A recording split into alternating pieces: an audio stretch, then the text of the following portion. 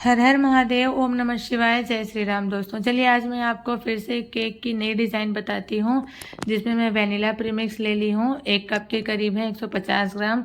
और पानी आप हमेशा की तरह थोड़ा थोड़ा करके ही डालें।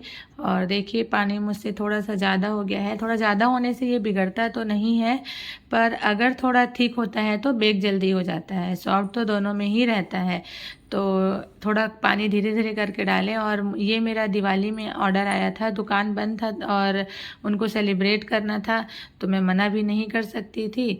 और तो इसलिए मैं उनका केक बना दी। बाकी दिवाली में मैं ऑर्डर्स वगैरह नहीं ले रही थी। तो ये मेरा 1 पाउंड केक का ऑर्डर था और मुझे अर्जेंटली में फटाफट 2 घंटे पहले बताया गया, तो मुझे फटाफट इसे बना करके देना था। प्रीमिक्स का देखिए बहुत अच्छे ब्रांड का पिल्सबेरी का प्रीमिक्स है, उसमें भी गुठलियाँ हैं, तो आप देख करके करिए। और वो पार्ट मेरा स्किप हो गया, बेक होने का सीधा दिख रहा है।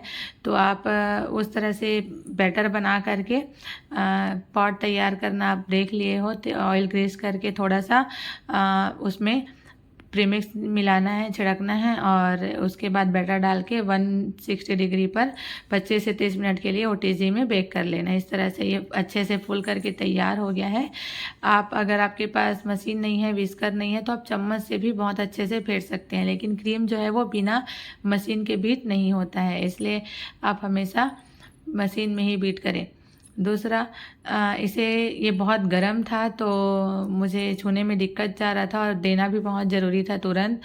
तो मैं इसे जल्दी जल्दी बना रही थी और ये 3 लेयर में मैं निकाल रही हूँ। और इस तरह से लेयर कटना है। जितना पोर्शन वाइट दिख रहा है, नीचे का पोर्शन ब्राउन दिख रहा है, और जितना पोर्शन आपको वाइट दिख रहा है आप उसको 1 लेयर मान लीजिए।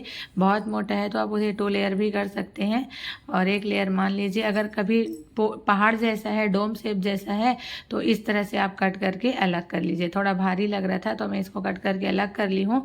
बाकी आप उसकी जाली देखिए, बहुत अच्छी बन करके तैयार हुई है। प्रीमिक्स को छानना बहुत ज़रूरी है। इस तरह के जालीदार केक बनाने के लिए हमेशा प्रीमिक्स को छान कर ही बनाएं। और इस तरह से नीचे के लेयर को मैं 2 लेयर निकाल लूँगी। पहले आप देख लें दोनों इक्वल पार्ट में हो, इस तरह से आप निशान बना लें और 2 इक्वल भाग में उसको डिवाइड करें। आप 3 भी कर सकते हैं, मोटाई के अकॉर्डिंग आप 4 भी कर सकते हैं। तो ये मेरा 3 लेयर का तैयार है, जिसमें से बीच का लेयर हमारे नीचे वाले पोर्शन में जाएगा, सबसे ऊपर का लेयर बीच में जाता है और सबसे नीचे का लेयर सबसे ऊपर में जाता है। तो ये मेथड आप याद रखें। बेस के ऊपर क्रीम ले लेंगे और इसे मैं शुगर सिरप से भिगा रही हूँ ब्रेड को, और इस तरह से पाइनएप्पल क्रश मैं ब्रेड के ऊपर ही डाल दूँगी और क्रीम को बराबर मोटाई में फैला दूँगी। ऊपर वाले पार्ट को बीच में कर देंगे और फिर से इसमें पाइनएप्पल क्रश फैलाने के बाद फिर से क्रीम लगा देंगे। और इस तरह से क्रीम को अगर आप पाइपिंग बैग से लगाते हैं तो क्रीम बहुत जल्दी लगता है और फिनिशिंग भी जल्दी आता है। तो इस तरह से आप इस स्पैचुला से भी क्रीम लगा सकते हैं, लेकिन अगर पाइपिंग बैग से लगाएं तो बहुत अच्छी फिनिशिंग के साथ जल्दी क्रीम लग जाता है।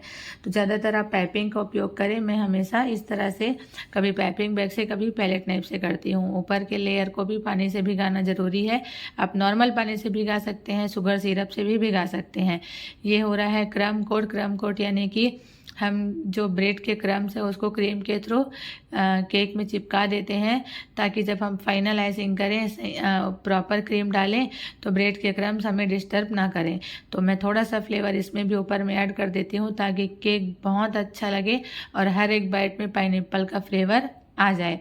तो इस तरह से मैं केक को क्रम कोट करती हूँ। आप ऊपर में चाहें तो क्रश ना डालें, उससे कोई फ़र्क नहीं पड़ता। मैं कभी डालती हूँ, कभी नहीं डालती हूँ।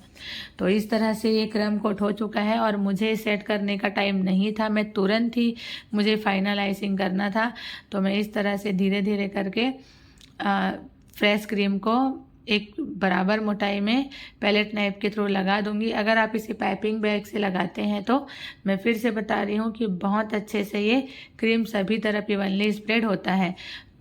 और इस तरह से मैं ब्रेड नाइफ का यूज़ करती हूँ, और क्योंकि ये तुरंत फिनिशिंग हो रहा है तो इसलिए अंदर की क्रीम जो है, जो क्रश वाली क्रीम है, ऊपर आने के चांसेस हैं, इसलिए इसे धीरे धीरे करना ज़रूरी है।